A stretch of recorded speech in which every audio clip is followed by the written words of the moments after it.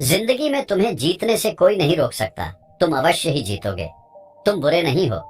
तुम्हें बुरा बनाने वाली तुम्हारी आदतें हैं और यह आदतें तुम्हारे विचारों से पैदा हुई हैं। इसलिए ज्यादा विचार आने पर क्या करें और विचारों पर नियंत्रण कैसे रखें, इसी के पीछे का एक गहरा रहस्य हम आज के इस वीडियो में एक रहस्यमय कहानी के माध्यम से जानेंगे। तो चलिए शुरुआत करते हैं। राजा और रानी। भारत के वैभवशाली राज्य में राजा विक्रम नाम का एक बुद्धिमान और न्यायप्रिय राजा शासन करता था। वह अपनी बुद्धिमत्ता और अपनी प्रजा के प्रति उदारता के लिए दूर दूर तक जाने जाते थे। उनके पक्ष में उनकी समान रूप से बुद्धिमान और सुंदर रानी महारानी गौरी थी।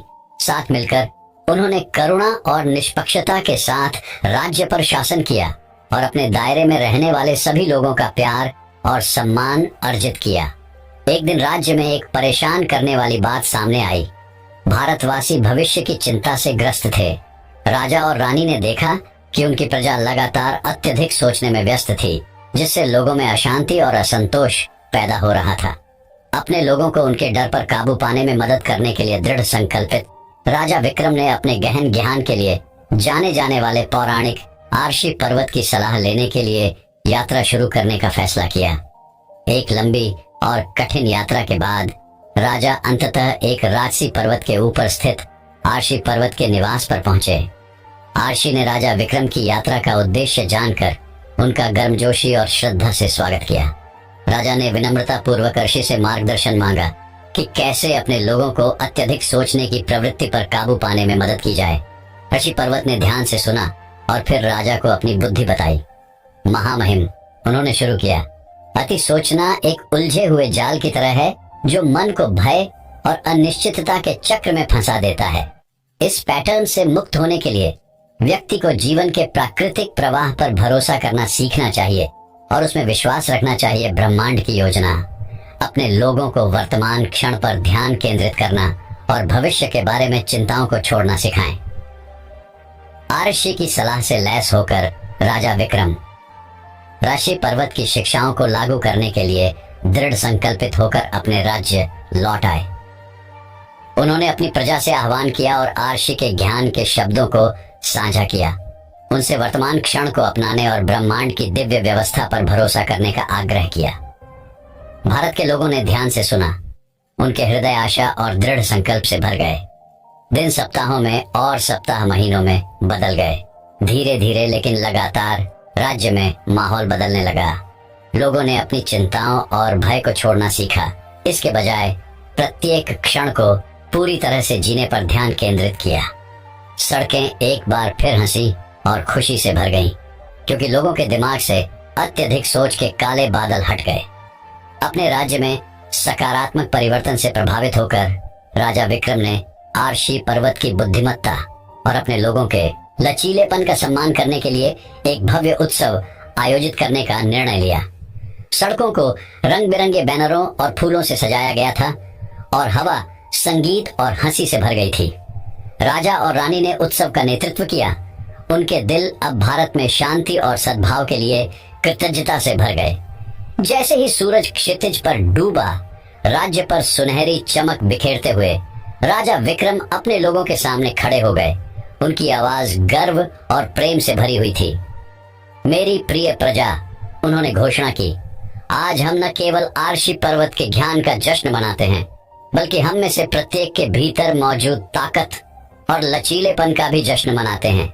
आइए हम हमेशा वर्तमान क्षण में जीना याद रखें, क्योंकि वह यही है जिससे सच्ची शांति और खुशी का वास हो। और इसलिए भारत का राज्य राजा विक्रम और महारानी गौरी के मार्गदर्शन में समृद्ध हुआ। उनकी ज्ञान और करुणा की विरासत आने वाली पीढ़ियों के लिए चमकती रही। ज्ञान के राजा और रानी की कहानी इस देश में एक किंवदंती बन गई, जिसने इसे सुनने वाले सभी को वर्तमान क्षण की सुंदरता को अपनाने और जीवन की दिव्य योजना के प्रकट होने पर भरोसा करने के लिए प्रेरित किया। और इस प्रकार भारत के लोगों ने यह मूल्यवान सबक सीखा कि अत्यधिक सोचना केवल दिमाग को धुंधला करने और जीवन के आनंद और आश्चर्य का सही मायने में अनुभव करने की क्षमता में बाधा डालने का काम करता है। अपने डर को दूर करने और वर्तमान क्षण को अपनाने में उन्हें सच्ची शांति और संतुष्टि मिली। और वे भारत के राज्य में हमेशा के लिए खुशी से रहने लगे। तो दोस्तों, वही अब अगली रोचक कहानी की शुरुआत कुछ इस प्रकार होती है। विश्वास की शक्ति। भारत के एक अनोखे गांव में अर्जुन नाम का एक युवा लड़का रहता था। अर्जुन अपने मेहनती स्वभाव और पढ़ाई के प्रति समर्पण के लिए जाने जाते थे। उनका लक्ष्य शिक्षा में उत्कृष्टता प्राप्त करना और अपने माता पिता को गौरवान्वित करना था। एक दिन वर्ष की सबसे महत्वपूर्ण परीक्षा की घोषणा की गई और अर्जुन अपनी कक्षा में सर्वोच्च अंक प्राप्त करने के लिए दृढ़ संकल्पित था। जैसे जैसे परीक्षा का दिन नजदीक आया, अर्जुन ने खुद को अत्यधिक सोचने में व्यस्त पाया। वह परीक्षा की कठिनाई, अपने माता पिता की अपेक्षाओं और असफलता के डर से चिंतित था। उसका मन संदेह और अनिश्चितताओं से घिरा हुआ था, जिसके कारण उसकी रातों की नींद हराम हो गई और दिन चिंताजनक हो गए। पढ़ाई पर ध्यान केंद्रित करने के उनके सर्वोत्तम प्रयासों के बावजूद उनके विचारों का बोझ भारी बोझ बन गया। अर्जुन के दोस्तों ने उसके संघर्ष को देखा और उसे आश्वस्त करने की कोशिश की कि वह सफलता पाने में सक्षम है। हालांकि अर्जुन की ज्यादा सोच ने उसके दिमाग पर कब्जा कर लिया था, जिससे उसके लिए खुद पर विश्वास करना मुश्किल हो गया था। परीक्षा की पूर्व संध्या पर अर्जुन अपनी मेज पर किताबों और नोट्स से घिरा हुआ बैठा था। जब उसने आखिरी बार सामग्री की समीक्षा की तो उसे घबराहट महसूस हुई। तभी गांव का एक बुजुर्ग व्यक्ति, जिसने अर्जुन की दुर्दशा के बारे में सुना था, उसे मिलने आया। बुद्धिमान व्यक्ति अर्जुन के पास बैठ गया और उससे पूछा कि वह इतना व्यथित क्यों लग रहा है। अर्जुन ने परीक्षा के बारे में अपनी चिंताएं व्यक्त की और बताया कि कैसे उसकी अत्यधिक सोच ने उसे संदेह से ग्रस्त कर दिया था। बुजुर्ग व्यक्ति ने ध्यान से सुना और फिर अर्जुन की ओर देखकर गर्मजोशी से मुस्कुराया। अर्जुन, मुझे तुम्हारे साथ एक कहानी साझा करने दो, बुद्धिमान व्यक्ति ने कहना शुरू किया। एक बार एक युवा किसान था जो गांव में सबसे अच्छी फसल का सपना देखता था। वह दिन रात मेहनत करता था, बीज बोता था और अपनी फसलों की देखभाल करता था। लेकिन जैसे जैसे फसल का मौसम नजदीक आया, उसे अपनी क्षमताओं पर संदेह होने लगा। उसे चिंता होने लगी। मौसम, कीड़े और मिट्टी की गुणवत्ता, ठीक वैसे ही जैसे आप अपनी परीक्षा को लेकर चिंतित हैं। बुद्धिमान व्यक्ति ने आगे कहा, एक दिन गांव से गुजर रहे एक यात्री ने किसान की परेशानी देखी। यात्री ने किसान से पूछा कि वह इतना परेशान क्यों है और किसान ने अपना डर साझा किया। फिर यात्री ने किसान को बताया, अपने द्वारा बोए गए बीजों पर विश्वास करें, अपनी कड़ी मेहनत और समर्पण पर भरोसा रखें, विश्वास रखें कि प्रकृति अपना रास्ता अपनाएगी। बुद्धिमान व्यक्ति ने सीधे अर्जुन की आंखों में देखा और कहा, अर्जुन, किसान की तरह तुमने अपने प्रयासों और दृढ़ता के माध्यम से ज्ञान के बीज बोए हैं। अपनी क्षमताओं पर भरोसा रखें, अपनी तैयारियों पर विश्वास करें और विश्वास रखें कि आपको पुरस्कार मिलेगा आपकी मेहनत का। अर्जुन इस कहानी और बुजुर्ग व्यक्ति द्वारा साझा किए गए ज्ञान से बहुत प्रभावित हुए। जैसे ही उन्होंने अपनी यात्रा और अपने दोस्तों और परिवार के समर्थन पर विचार किया, उनके मन में शांति की एक नई भावना आ गई। उन्होंने महसूस किया कि ज्यादा सोचना ही उन्हें उनकी वास्तविक क्षमता से वंचित कर रहा था। आत्मविश्वास और खुद पर विश्वास की एक नई भावना के साथ अर्जुन ने अगले दिन शांत मन और केंद्रित भावना के साथ परीक्षा दी। उन्होंने अपने ज्ञान और समझ के आधार पर प्रत्येक प्रश्न का अपनी सर्वोत्तम क्षमता से उत्तर दिया। जब परिणाम घोषित हुए तो अर्जुन यह देखकर प्रसन्न हुआ कि उसने वास्तव में अपनी कक्षा में सर्वोच्च अंक प्राप्त किया है। उस दिन के बाद से अर्जुन ने खुद पर विश्वास की शक्ति को अपनाकर अत्यधिक सोचने की अपनी प्रवृत्ति पर काबू पाना सीख लिया। वह समझ गए थे कि सफलता परिणाम की चिंता करने से नहीं, बल्कि अपनी क्षमताओं और कड़ी मेहनत पर भरोसा करने से मिलती है। अर्जुन की यात्रा की कहानी पूरे गांव में फैल गई, जिससे अन्य छात्रों को अपने संदेह और भय को दूर करने की प्रेरणा मिली। कहानी की सीख कई लोगों के दिलों में गूंजती है। कभी कभी हमारे सामने सबसे बड़ी बाधा हमारा अपना दिमाग होता है, लेकिन विश्वास और आत्मविश्वास के साथ हम अपने रास्ते में आने वाली किसी भी चुनौती पर विजय पा सकते हैं। तो दोस्तों, वही अब अगली रोचक कहानी की शुरुआत कुछ इस प्रकार होती है। हाथी, साधु और गांव। भारत के मध्य में बसे एक शांत गांव में एक भिक्षु था जो अपनी बुद्धि और दयालुता के लिए प्रसिद्ध था। दूर दूर से लोग उनसे सलाह लेते थे विभिन्न मामलों पर मार्गदर्शन चाहते थे। एक दिन एक ग्रामीण भारी मन से साधु के पास आया। उसका चेहरा चिंता से बोझिल था। हे बुद्धिमान भिक्षु, ग्रामीण ने कहा, मैं अपने मन की निरंतर बकबक को शांत नहीं कर पा रहा हूँ। मैं अत्यधिक सोचने में व्यस्त हूँ और यह मेरी आत्मा को गहराई से परेशान करता है। भिक्षु ने ध्यान से सुना। उसकी आंखें करुणा से भर गईं। कुछ देर की चुप्पी के बाद उसने उस आदमी को अपने साथ जंगल में चलने का इशारा किया। हरी भरी हरियाली और पत्तों की हल्की हल्की सरसराहट के बीच वे एक साफ स्थान पर पहुंचे, जहां एक शानदार हाथी राजसी और शांत खड़ा था। साधु ने मुस्कुराते हुए कहा, यह मेरे दोस्त राजू हाथी है। वह एक बार अपने ही विचारों से त्रस्त था, बिल्कुल वैसे ही जैसे आप अब हैं। लेकिन घटनाओं की एक श्रृंखला के माध्यम से उसने एक मूल्यवान सबक सीखा, जो मुझे विश्वास है कि आपकी मदद करेगा। जैसे ही साधु ने राजू हाथी की कहानी सुनानी शुरू की, उत्सुकतावश ग्रामीण उसके करीब आ गया। राजू का बोझ राजू एक राजसी हाथी था, जो अपनी ताकत और अनुग्रह के लिए जाना जाता था। हालांकि उनमें छोटी छोटी बातों पर भी ज्यादा सोचने की प्रवृत्ति थी। एक दिन जब वह जंगल में घूम रहा था, उसके विचार नियंत्रण से बाहर हो गए, जिससे वह अनिर्णय की स्थिति में पंगु हो गया। क्या होगा अगर मैं पर्याप्त मजबूत नहीं हूँ? क्या होगा अगर मैं असफल हो जाऊं? राजू ने सोचा। उसका मन अज्ञात भय से ग्रस्त हो गया। वह चाहे कितनी भी कोशिश कर ले, वह अपने अत्यधिक सोचने के बोझ से छुटकारा नहीं पा सका। साधु की बुद्धि एक दिन राजू की नजर एक शांत नदी के किनारे ध्यान कर रहे साधु पर पड़ी। साधु की शांत उपस्थिति से प्रभावित होकर राजू उसके पास आया। उसकी आंखों से उसकी आंतरिक अशांति झलक रही थी। भिक्षु ने हाथी की परेशानी को महसूस करते हुए धीरे से कहा, मेरे दोस्त, तुम्हारा दिमाग एक शक्तिशाली उपकरण है, लेकिन यह तुम्हारा सबसे बड़ा दुश्मन भी हो सकता है। जिस चीज पर तुम नियंत्रण नहीं कर सकते, उस पर ध्यान केंद्रित करने के बजाय वर्तमान क्षण को स्वीकार करना सीखो। उसे जाने दो, आप अत्यधिक सोचेंगे और आपको भीतर शांति मिलेगी। राजू का खुलासा साधु के शब्दों से प्रभावित होकर राजू आत्म खोज की यात्रा पर निकल पड़ा। रास्ते में चुनौतियों और बाधाओं का सामना करते हुए वह जंगलों में घूमते रहे। प्रत्येक परीक्षण के साथ उसने अपनी अत्यधिक सोच को त्यागना और अपनी प्रवृत्ति पर भरोसा करना सीखा। दृढ़ता और सचेतनता के माध्यम से राजू ने स्पष्टता और आंतरिक शांति की एक नई भावना की खोज की। उसे एहसास हुआ कि उसकी अत्यधिक सोच ने उसे पीछे धकेल दिया था, उसके निर्णय को धूमिल कर दिया था और उसे जीवन की सुंदरता को अपनाने से रोक दिया था। जैसे ही साधु ने राजू हाथी की कहानी सुनानी समाप्त की, ग्रामीण की आंखें समझ से चमक उठी। मैं अब देखता हूं, ग्रामीण ने धीरे से कहा, मेरी अत्यधिक सोच मेरी सबसे बड़ी बाधा रही है, जिसने मुझे संदेह और भय के चक्र में फंसा दिया है। राजू की तरह मुझे भी हार मानना सीखना चाहिए और वर्तमान क्षण के ज्ञान पर भरोसा करना चाहिए। साधु ने सिर हिलाया। उसकी निगाहें गर्मजोशी से भर गईं। याद रखें मेरे दोस्त, अतीत केवल एक स्मृति है और भविष्य अभी सामने आना बाकी है। वर्तमान पर ध्यान केंद्रित करें और आप अपनी अत्यधिक सोच पर विजय पाने की ताकत पाएंगे। कृतज्ञता की गहरी भावना के साथ ग्रामीण ने साधु को विदाई दी। उसका दिल काफी समय पहले की तुलना में हल्का हो गया था और जब वह गांव वापस गया तो वह अपने साथ राजू हाथी की कालातीत बुद्धि को ले गया।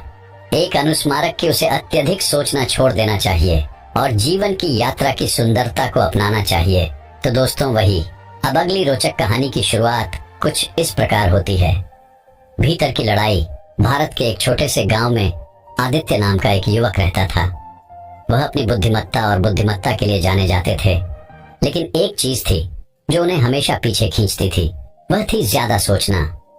आदित्य को हर स्थिति का हर संभव कोण से विश्लेषण करने की आदत थी, जिसके कारण अक्सर अनिर्णय होता था और अवसर चूक जाते थे।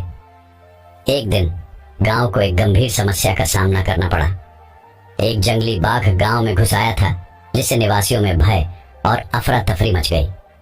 ग्राम प्रधान ने बाघ को पकड़ने और गांव को बचाने की योजना बनाने के लिए सभी युवकों को इकट्ठा किया। गांव के सबसे चतुर युवकों में से एक होने के नाते आदित्य को भी बैठक में बुलाया गया था। हालांकि जब ग्रामीणों ने बाघ को पकड़ने के लिए विभिन्न रणनीतियों पर चर्चा की तो आदित्य गहरी सोच में चुपचाप बैठा रहा। उसका दिमाग सैकड़ों अलग अलग विचारों से गूंज रहा था, लेकिन वह यह नहीं चुन पा रहा था कि वह किसे अपनाए।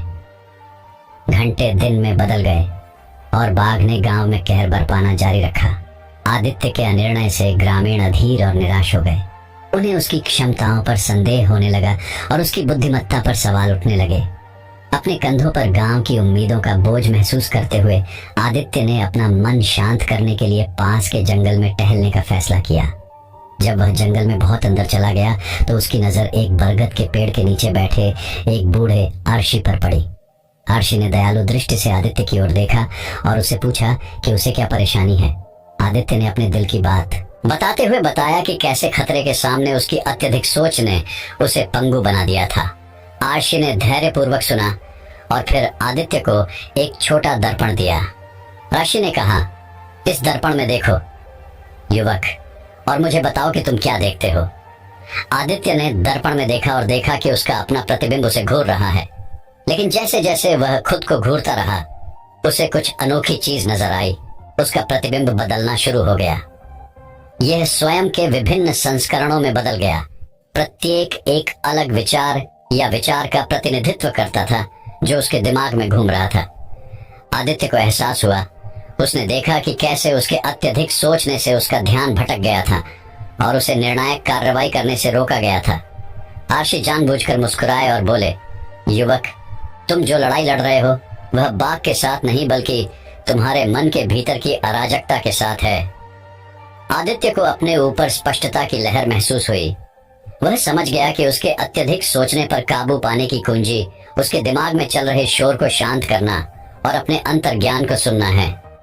इस नए ज्ञान से लैस होकर आदित्य एक उद्देश्य की भावना के साथ गांव लौट आया। उन्होंने युवकों को एकजुट किया और बाघ को पकड़ने के लिए एक सरल लेकिन प्रभावी योजना प्रस्तावित की। अदम्य आत्मविश्वास के साथ आदित्य ने ऑपरेशन का नेतृत्व किया और दोनों ने मिलकर बाघ को सफलतापूर्वक फंसा लिया और गांव को और अधिक नुकसान से बचा लिया। आदित्य के इस बदलाव से गांव वाले हैरान रह गए। उन्होंने उसकी त्वरित सोच और बहादुरी के लिए उसकी प्रशंसा की और आदित्य को एहसास हुआ कि सच्ची बुद्धिमत्ता हर स्थिति का अत्यधिक विश्लेषण करने में नहीं है बल्कि खुद पर भरोसा करने, और जब यह सबसे ज्यादा मायने रखती है तो कार्रवाई करने में निहित है। उस दिन से आदित्य गांव के नायक के रूप में जाना जाने लगा, अपनी बुद्धि के कारण नहीं बल्कि इसलिए कि उसने सबसे बड़ी लड़ाई, भीतर की लड़ाई पर विजय प्राप्त कर ली थी।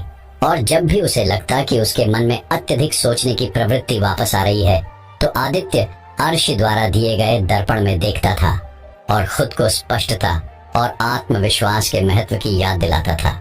और इस तरह आदित्य की कहानी दूर दूर तक फैल गई, जिससे दूसरों को अपने मानसिक बंधनों को छोड़ने और निर्णायक कार्रवाई की शक्ति को अपनाने के लिए प्रेरणा मिली। क्योंकि अंत में ये हमारे विचारों की जटिलता नहीं है जो हमें परिभाषित करती है, बल्कि अनिश्चितता के सामने कार्य करने का साहस है। तो दोस्तों, वही अब अगली रोचक कहानी की शुरुआत कुछ इस प्रकार होती है। चिंतित हाथी की कहानी। हरे भरे भारतीय जंगल के मध्य में अमर नाम का एक हाथी रहता था। अमर पूरे जंगल में सबसे बड़ा और सबसे शक्तिशाली हाथी था। उसकी गौरवपूर्ण और राजसी उपस्थिति के कारण अन्य सभी जानवर उसका सम्मान करते थे। हालांकि अपनी शारीरिक ताकत और प्रभावशाली कद काठी के बावजूद अमर चिंता और अत्यधिक सोचने की गहरी भावना से ग्रस्त था, जिसके कारण वह अक्सर खुद को असुरक्षित और अनिश्चित महसूस करता था। एक दिन जब अमर अपने विचारों में खोया हुआ जंगल में घूम रहा था तो उसकी नजर एक शाखा पर बैठे एक बुद्धिमान बूढ़े उल्लू पर पड़ी। उल्लू, जो अपनी बुद्धिमत्ता और अंतर्दृष्टि के लिए जाना जाता है, हाथी के भीतर चल रही उथल पुथल को भांप सकता था। प्रिय अमर, उल्लू धीरे से बोला, मैं देख सकता हूँ कि तुम्हारे विचारों का बोझ तुम पर भारी पड़ रहा है। मुझे बताओ, तुम्हारे दिमाग में क्या परेशानी है? अमर झिझक रहा था, समझ नहीं पा रहा था कि उसे उल्लू पर विश्वास करना चाहिए या नहीं। लेकिन बुद्धिमान पक्षी की दयालु आंखों और सौम्य व्यवहार ने उसे सहज बना दिया और उसने अपनी चिंताओं और भय को उजागर करना शुरू कर दिया। अमर ने कबूल किया, मैं लगातार संदेह और भय से ग्रस्त रहता हूँ। मुझे इस बात की चिंता है कि दूसरे मेरे बारे में क्या सोचते हैं। अगर मैं काफी मजबूत हूँ, अगर मैं सम्मान के लायक हूँ, मेरे दिमाग में जरूरत से ज्यादा सोचने का बवंडर रहता है और मैं खुद को अपनी ही असुरक्षाओं में फंसा हुआ महसूस करता हूँ। उल्लू ने ध्यान से सुना, समझ में सिर हिलाया, फिर अपनी आंखों में चमक के साथ वह धीरे से बोला, अमर, मेरे प्रिय मित्र, जो चिंताएं तुम्हारे मन पर छाई हुई हैं वे ऐसी परछाइयां हैं जिनका तुम पर कोई अधिकार नहीं है। याद रखो कि तुम पहाड़ों की तरह शक्तिशाली हो, उतने ही लचीले हो ओक का पेड़ और ऊपर के सितारों की तरह महान। अपने डर को खुद को परिभाषित न करने दें। अमर ने उल्लू की बातों पर गहराई से विचार किया और उसे अपने हृदय में आशा की किरण जलती हुई महसूस हुई। उस दिन से उन्होंने अपनी अत्यधिक सोचने की प्रवृत्ति से निपटने और अधिक सकारात्मक मानसिकता को अपनाने के लिए सचेत प्रयास किया। जब भी उसके मन में संदेह आता, वह खुद को उल्लू की बुद्धिमत्ता की याद दिलाता और उसकी ताकत और गुणों पर ध्यान केंद्रित करता। समय के साथ अमर का आत्मविश्वास बढ़ता गया और उसकी चिंता सुबह के सूरज में धुंध की तरह छंटने लगी। उसने अब अपनी अत्यधिक सोच को अपने ऊपर हावी नहीं होने दिया और इसके बजाय उसने अपनी ऊर्जा को दूसरों के उत्थान और पूरे जंगल में खुशी फैलाने में लगा दिया। अन्य जानवरों ने अमर में परिवर्तन देखा और उसके परिवर्तन से प्रेरित हुए। उन्होंने देखा कि कैसे उसने अपने भीतर के राक्षसों पर विजय प्राप्त की और पहले से कहीं अधिक मजबूत और लचीला बनकर उभरा। चिंतित हाथी से आत्मविश्वासी नेता तक अमर की यात्रा उन सभी के लिए प्रेरणा और आशा का स्रोत बन गई जो उसे जानते थे। और इसलिए अमर हाथी ने सीखा कि सच्ची ताकत केवल शारीरिक शक्ति से नहीं आती, बल्कि किसी के डर का सामना करने और अत्यधिक सोचने की बेड़ियों से मुक्त होने के साहस से आती है। वह लचीलेपन और सकारात्मकता का एक चमकदार उदाहरण बन गए। उन्होंने सभी को याद दिलाया कि संदेह करना ठीक है, लेकिन यह महत्वपूर्ण है कि उन्हें आप पर हावी न होने दें। चिंतित हाथी अमर की कहानी दूर दूर तक फैल गई और भारतीय जंगल में एक प्रसिद्ध किंवदंती बन गई। और यद्यपि चुनौतियां अभी भी सामने आईं, अमर ने बुद्धिमान बूढ़े उल्लू की बुद्धिमत्ता और अपने स्वयं के मूल्य में विश्वास द्वारा निर्देशित आंतरिक शांति और आत्माश्वासन की एक नई भावना के साथ उनका सामना किया। और इसलिए प्रिय पाठक, जब भी आप खुद को अत्यधिक सोचने और आत्मसंदेह के चक्र में फंसा हुआ पाएं, तो अमर की कहानी याद करें। जिस तरह हाथी को अपने डर से ऊपर उठने की ताकत मिली, उसी तरह आप भी साहस, विश्वास और दृढ़ संकल्प से भरे दिल से किसी भी बाधा को पार कर सकते हैं। तो दोस्तों, वही अब अगली रोचक कहानी की शुरुआत कुछ इस प्रकार होती है। बुद्धिमान आरशी और परेशान दिमाग का दृष्टांत। भारत की विशाल शुष्क भूमि के बीच बसे एक छोटे से गांव में रवि नाम के एक बुद्धिमान अर्षि रहते थे। गहन ज्ञान और गहरी अंतर्दृष्टि के लिए उनकी प्रतिष्ठा दूर दूर तक फैल गई, जिससे दूर दूर से लोग अपने गहन प्रश्नों के उत्तर ढूंढने लगे। एक दिन 4 युवा ग्रामीण अत्यधिक सोचने के बोझ से परेशान मन से उनके पास आए। पहला ग्रामीण अर्जुन भविष्य की अनिश्चितताओं के बारे में चिंताओं से ग्रस्त था। वह इस बात को लेकर चिंतित रहता था कि आगे क्या होगा। वह लगातार इस बात पर विचार करता रहा कि उसे कौन से रास्ते अपनाने चाहिए और कौन से निर्णय लेने चाहिए। दूसरी ग्रामीण मीरा अतीत के पछतावे से त्रस्त थी। वह उन गलतियों को जाने नहीं दे सकती थी जो उसने की थी और जो अवसर उसने गंवा दिए थे। वह लगातार इस बात पर विचार करती रहती थी कि क्या हो सकता था। तीसरा ग्रामीण राजेश खुद को तुलना के जाल में उलझा हुआ पाता था। हमेशा खुद को दूसरों से तुलना करता था और खुद को अपर्याप्त महसूस करता था। अंतिम ग्रामीण प्रिया विचारों की निरंतर धारा से अभिभूत थी जो उसके दिमाग में उमड़ रही थी, जिससे वह थकी हुई और चिंतित थी। बुद्धिमान आर्षि ने उनके प्रत्येक संघर्ष को धैर्यपूर्वक सुना। उसकी आंखें समझ से चमक उठी। उसने उन्हें पास के एक बगीचे में अपने पीछे चलने का इशारा किया, जहां एक विशाल बरगद का पेड़ खड़ा था, जिसकी जड़ें प्राचीन सत्य की तरह धरती में गहराई तक फैली हुई थी। पेड़ के नीचे बैठो और अपनी आंखें बंद करो, रवि ने निर्देश दिया। अपने नीचे की धरती को महसूस करो, जो कुछ भी है उससे जुड़ते हुए, और अपने विचारों को हवा में पत्तों की तरह बहने दो। ग्रामीणों ने उनकी आज्ञा का पालन किया। वे गहरे ध्यान की स्थिति में डूब गए, जबकि आर्षि खड़े होकर उन्हें देख रहे थे। उनकी उपस्थिति ने उनके परेशान मन पर शांत प्रभाव डाला। जब वे पत्तों की हल्की सरसराहट और प्रकृति के गुंजन से घिरे हुए मौन बैठे थे तो ऐसा लग रहा था कि समय अपनी पकड़ खो रहा है। घंटों बीत गए और जैसे ही सूरज क्षितिज से नीचे डूबा, ग्रामीणों ने अपनी आंखें खोली। उनके चेहरे नरम हो गए और उनके दिमाग साफ हो गए। सबसे पहले अर्जुन बोला। उसकी आवाज आश्चर्य से भरी थी। मैं अब देख रहा हूं कि भविष्य वर्तमान द्वारा डाली गई एक छाया मात्र है। इस क्षण में सचेत रहकर मैं उद्देश्य और स्पष्टता के साथ आगे का रास्ता तय कर सकता हूं। मीरा ने सिर हिलाया। उसके होठों पर मुस्कान तैर गई। अतीत एक शिक्षक है, जेल नहीं। मैं अपनी गलतियों से सीखूंगा और जो अब मेरे लिए उपयोगी नहीं है उसे जाने दूंगा। प्रत्येक नए दिन को कृतज्ञता और विकास के साथ स्वीकार करूंगा। राजेश ने गहरी सांस छोड़ी। उसकी आंखें नई समझ से चमक उठी। तुलना आनंद का चोर है। मैं अपनी अनूठी यात्रा का जश्न मनाने का प्रयास करूंगा और सफलता के क्षण भंगुर उपायों से परे अपने मूल्य को महत्व दूंगा। प्रिया की नजर आर्श से मिली। उसकी आंखों में अविरल आंसुओं की झिलमिलाहट थी। शांति के माध्यम से मुझे शांति मिली है। मैं अब अपने विचारों का गुलाम नहीं रहूंगा, बल्कि अपने दिमाग का स्वामी बनूंगा। ये चुनूंगा कि अपनी ऊर्जा और ध्यान को कहां निर्देशित करूं। रवि मुस्कुराया। उसका हृदय उस परिवर्तन पर गर्व से भर गया जो उसने देखा था। इसे याद रखें मेरे प्यारे दोस्तों, उन्होंने कहा। उनकी आवाज एक सौम्य धुन थी। जब मन को अनियंत्रित छोड़ दिया जाता है तो वह संदेह और भय का अशांत समुद्र बन सकता है, लेकिन अभ्यास और धैर्य के साथ आप इसकी शक्ति का उपयोग कर सकते हैं और आंतरिक शांति और संतुष्टि के तट की ओर बढ़ सकते हैं।